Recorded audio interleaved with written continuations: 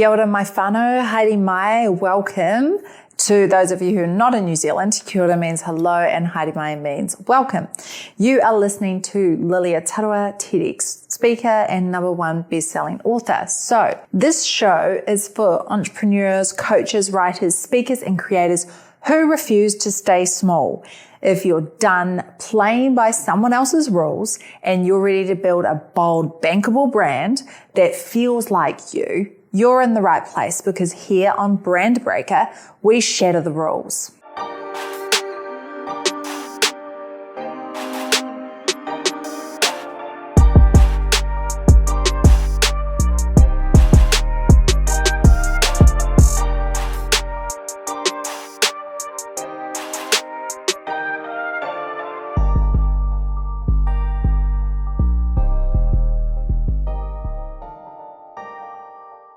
Let's get into it. What we're talking about today, turning overwhelm into opportunity. So let's flip the script.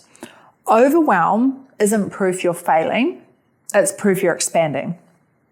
So there's the shift. It's about how you look at it.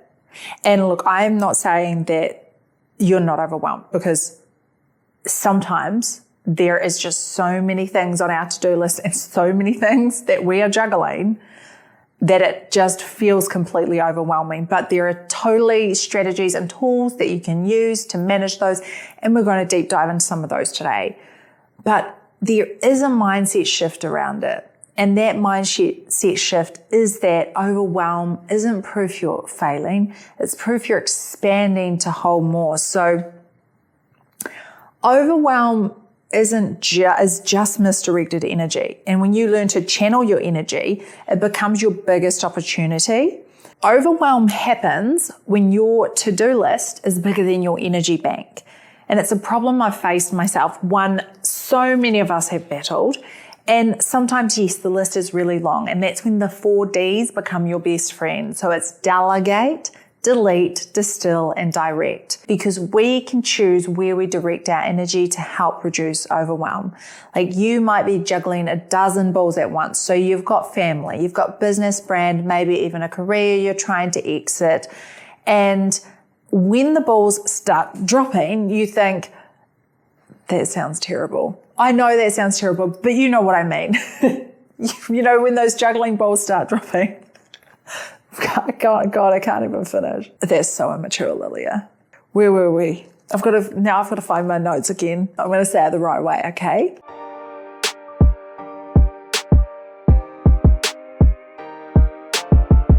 And when those juggling balls start to drop, you think, this must mean I can't handle it. But here's a truth that you might not be seeing yet. Overwhelm often isn't evidence that you're failing, it's evidence that you're stretching into something bigger. And it's also feedback.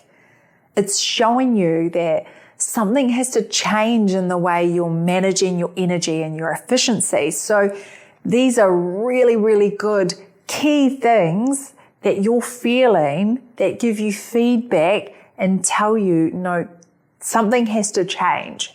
And so we need to take those and use those as opportunity. And that's what a growth mindset is all about. And also, I think we're needing to step out of those savior roles. Like, I've totally been there, caught in that savior role where you're people pleasing, trying to do everything for everyone.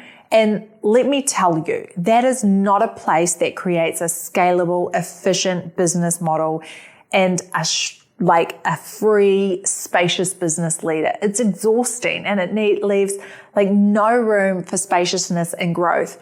And then if you add perfectionism into the mix, like we talked about on the episode about perfectionism, it's just a total recipe for burnout. So if that resonates, go back and listen to my episode about why being relatable will make you richer than being perfect. And we really deep dive into perfectionism. It's something a lot of us struggle with. So look, I've worked in accounting for many, many years, and I know the feeling of drowning in deadlines. Like, in business, there's always deadlines, right? I've been there, like meetings stacked back to back, a family to look after, dinner to cook, like text to file, clients waiting for deliverables. And in those moments, I have thought, I can't do this. But here's the truth that I discovered and learned. Overwhelm isn't failure. It's an expansion too. And that's been a real shift for me. Like, it means I'm growing into the leader I want to be, the woman I want to be, the woman who can hold more. And often I'm overwhelmed because I am taking more things on. And when I'm growing, I do feel that feeling of overwhelm. And of course, it's uncomfortable. That's the cost of stepping into a new identity. So I think there's this real difference between overwhelm because we're doing too much and we have no boundaries versus overwhelm because we've taken on a lot because we're growing. One of those is productive and the other is unproductive. So I think it's important to differentiate between the two. Once I reframed it that way, my perspective and energy shifted. And I also learned that it's completely manageable. Overwhelm is completely manageable. When you stop trying to hold everything and only hold the things that truly need your time and attention right now. And that is something that I'm still learning and I'm still always trying to apply in my business is how do I only hold the things emotionally, mentally, and then with my time that truly need my time and attention right now? What am I giving energy to? And what am I giving energy to that I need to take energy away from? Sometimes that can be relationships, it can be people.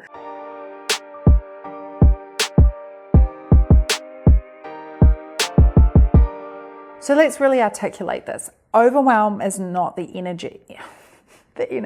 Overwhelm is not at the moment, overwhelm is probably the energy that you're experiencing if you're listening to this episode. But what I was wanting to articulate is that overwhelm is not the enemy. It's just a signal that you're expanding beyond your current identity. And this is important. It's proof that your vision is outrunning your current systems.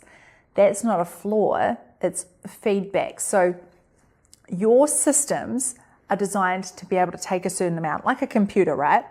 And if you're feeling overwhelmed, often it's because you need a new hard drive. And I'm talking about this in terms of your own internal systems and your business structures.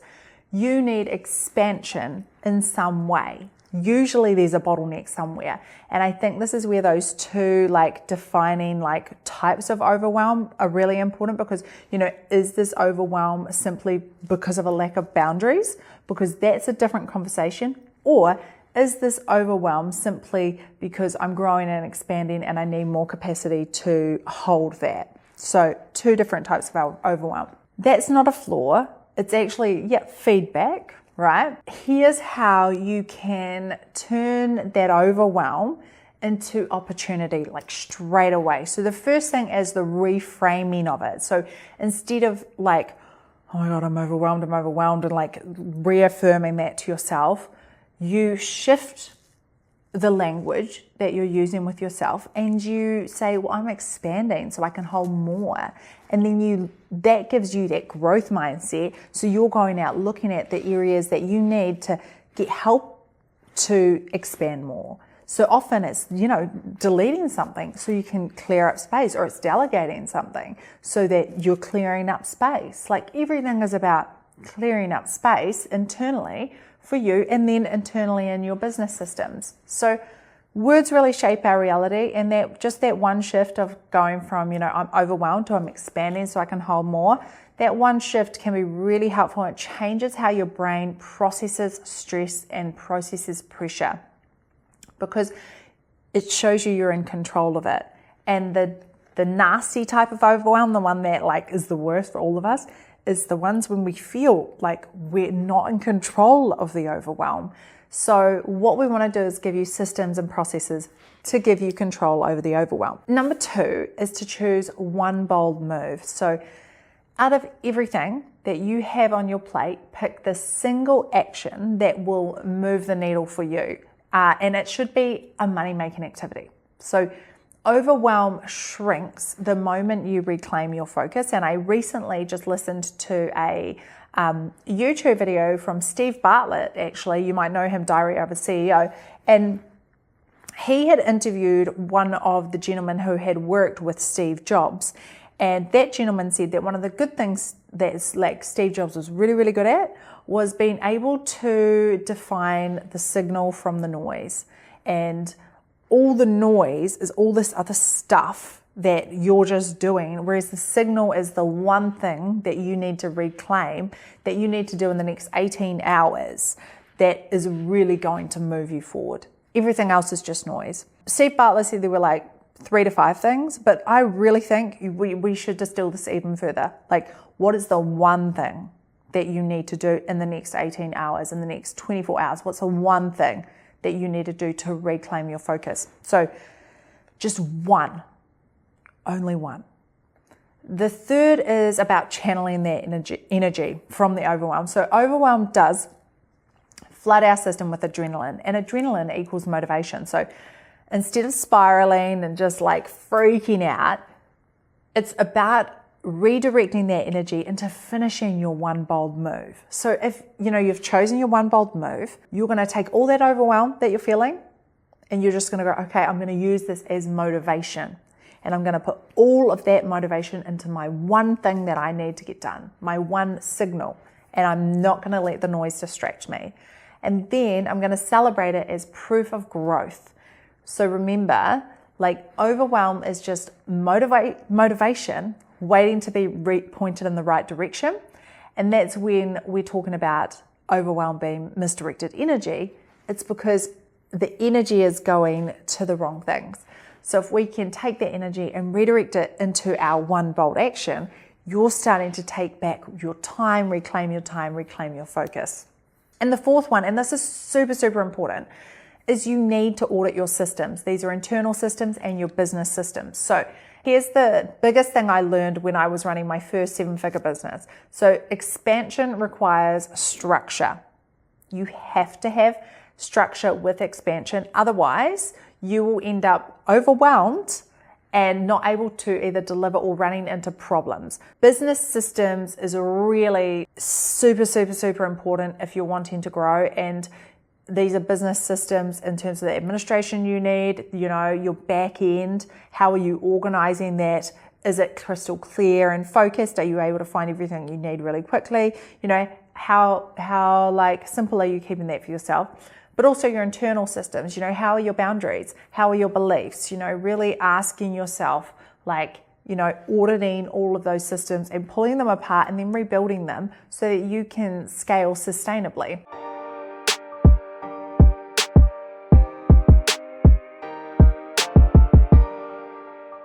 One of the best stories that I can tell you is when I was running my first 7-figure business, we grew really, really, really fast. And our workload just went through the roof. And because we didn't have the business systems in place, we weren't actually recognizing profits from the revenue. So one of the first things I did when I started working in the business is we looked at how can we tidy up our systems. So we looked at what are the spreadsheets we're using, what are the software we're using, what are these, every little business system that we're using, what humans are we using, how can we use them better? And we distilled all of that into what were the important ones. And then we went, okay, well, also what can we get rid of? Who are the people in the business that we don't need? Because we needed a full restructure, we were overwhelmed.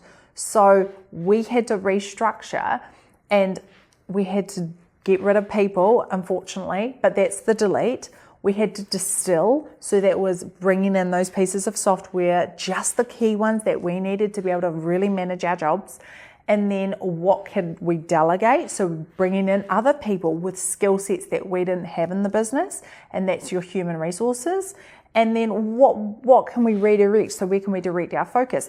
If we're doing jobs that are not generating much profit, how can we actually, instead of that energy where we're doing low paying jobs that are a lot of work to get done, let's go to get some high paying clients instead.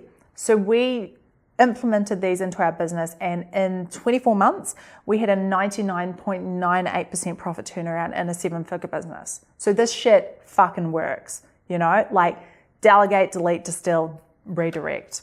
All right, let's crack on. So that was a really good example of how overwhelm was happening because of expansion. And overwhelm, it wasn't a bad thing. It was a really great thing. It wasn't a weakness, but it was feedback pointing to the cracks in our business systems. And you can take this same concept and apply it. Overwhelm is pointing to the cracks in your business systems. So if you're working with clients who rely on you, this is where communication matters a lot. You need to set realistic expectations and be clear about your capacity.